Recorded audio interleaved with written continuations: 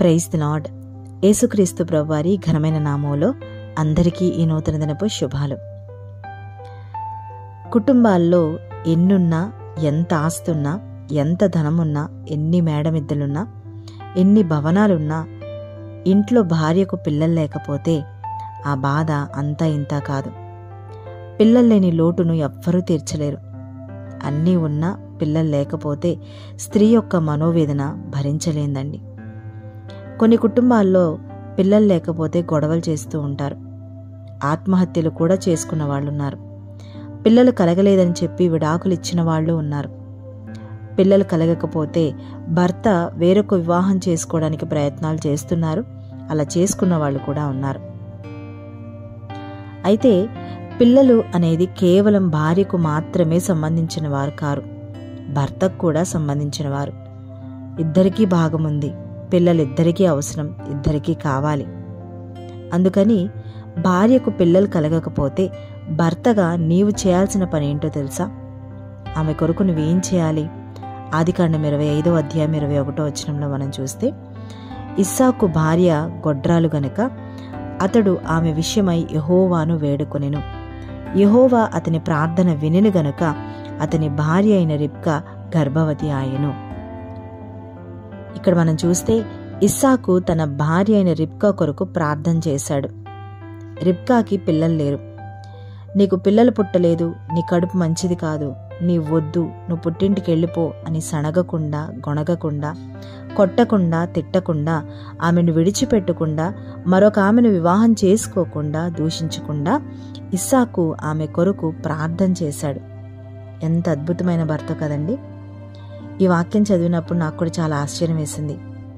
ప్రియ సహోదరునా, నీ ఇంట్లో పిల్లలు కలగలేదని నీ భార్య కొరకు ప్రార్థన చేస్తున్నావా? నీలో లోపం ఉంది అని సణుగుతూ గొడవలు పెడుతున్నావా? ఎవరిలో లోపమున్నా లోపాలను ఎత్తి చూపించుకోకుండా ఒకరి నిమిత్తమై ఒకరు ప్రార్థన చేసుకోవడం మనం నేర్చుకోవాలి.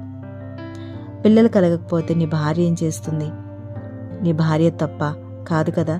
మరి ఎందుకని నీ భార్య మీద నిందలు వేస్తూ ఆమెకు మనశ్శాంతి లేకుండా చేస్తున్నావు? అందరూ కాదు, కొంతమందిలా చేస్తూ ఉంటారు. నీ భార్యకు పిల్లలు కలగాలనే కోరిక ఉంటుంది. ఆమెకు కూడా ఎంతో ఆశ ఉంటుంది. పిల్లలు వద్దని ఎవరైనా కోరుకుంటారా? ఆమెకు పిల్లలు కావాలనే ఆశ ఉంటుంది కదా. మరి ఆమెను మాత్రమే నిందించడం దేనికి? భార్యకు మాత్రమే బాధ్యత లేదండి, భర్తకు కూడా బాధ్యత ఉంది. ఇక్కడ ఇస్సాకు ప్రార్థన చేశాడు. అనేకులు పిల్లలు లేరని భార్యను మాత్రమే అంటూ ఉంటారు. భర్తను ఏమాత్రం ఒక్క మాట కూడా అనరు.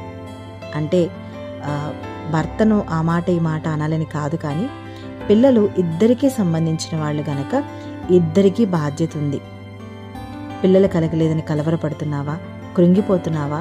నిందలను అనుభవిస్తూ తలెత్తుకోలేని జీవితాన్ని జీవిస్తున్నావా? నీకు పిల్లలు లేరంటూ నీ హృదయాన్ని కృంగజేస్తున్నారా? కలవరపడకండి, ధైర్యంగా ఉండండి. దేవుడు మీ జీవితాల్లో ఒక గొప్ప అద్భుతాన్ని చేస్తాడు. నీ భార్యకు పిల్లలు కలగలేదని నీ భార్యను నిందిస్తూ హింసించకుండా, మరొక ఆలోచన చేయకుండా నీ భార్యను ప్రేమిస్తూ నీ భార్య కొరకు ప్రార్థన చేయడం ప్రారంభించు. తప్పకుండా నీ ప్రార్థన దేవుడు ఆలకించి నీ భార్య జీవితంలో ఒక అద్భుత కార్యాన్ని చేస్తాడు. ఇస్సాకు తన భార్య కొరకు చేసిన ప్రార్థనను ఆలకించి అద్భుతం చేసిన దేవుడు మీ ప్రార్థన కూడా ఆలకించి దేవుడు అద్భుత కార్యాన్ని చేస్తాడు. ఇద్దరూ కలిసి కూర్చొని ప్రార్థించండి. ఒక ప్రతిష్ట కలిగిన ప్రార్థన, నిరంతరము విసుగు లేకుండా దేవుని కార్యం మీ జీవితాల్లో జరిగేంత వరకు ఒక పట్టుదల కలిగిన ప్రార్థన చేయండి. తప్పకుండా దేవుడు మీ మధ్యలో ఉండి అద్భుత కార్యాన్ని జరిగిస్తాడు. అట్టి కృప దేవుడు అందరికీ అనుగ్రహించునుగాక. ప్రార్థన. పరిశుద్ధుడా గొప్ప తండ్రి, మీకు వందనాలు. దేవా, మీరిచ్చిన మరొక నూతన దినానికై వందనాలు.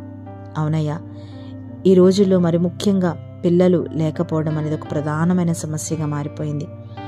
అయ్యా, ఇంకా మా కుటుంబాల్లో మా చుట్టూ ఎంతోమంది బిడ్డలున్నారు. తండ్రి, జ్ఞాపకం చేసుకోండి. దేవా, ఎంతమంది ఉన్నా, ఎంత ఆస్తున్నా, ఎన్ని మేడమిద్దలున్నా ఏమీ కాదు, కానీ నువ్వు వివాహం ద్వారా జతపరిచింది దేవా నీ పోలికలో దేవ బిడ్డల్ని కనాలనే కదా. గర్భఫలం యెహోవా ఇచ్చు బహుమానం అన్నావు కదా తండ్రి. దేవా, ఎవరైతే తండ్రి గర్భఫలం కోసం ఎదురు చూస్తున్నారో ఆ బిడ్డలందరినీ పేరు పేరున జ్ఞాపకం చేసుకోండి. వాళ్ళ గర్భాల్లో ఏ దోషం ఉన్నా కొట్టివేయండి తండ్రి. దేవా, బిడ్డలిద్దరినీ కూడా మీ రక్తం చేత కడిగి పరిశుద్ధపరిచి తండ్రి మీ నూతనమైన కార్యం బిడ్డల జీవితాల్లో మీరు జరిగించమని వేడుకుంటున్నాం. దేవ, ఇక్కడ ఇస్సాకు ఎలాగైతే ఒక పట్టుదల కలిగి దేవాని సన్నిధిలో వేడుకున్నాడో, నిజంగా ఆ బిడ్డ వేడుకోబట్టి తన భార్యని రెబ్కా దేవాని జ్ఞాపకం చేసుకున్నాం. అదే దేవా, అయ్యా, ఏదైతే మీరు మాకు నేర్పిస్తున్నారో దాని ప్రకారంగా మేము కూడా జీవించి మా జీవితాల్లో అన్వయించుకొని దేవా మీ కృపను పొందుకునే భాగ్యాన్ని దయచేయమని వేడుకుంటున్నాం.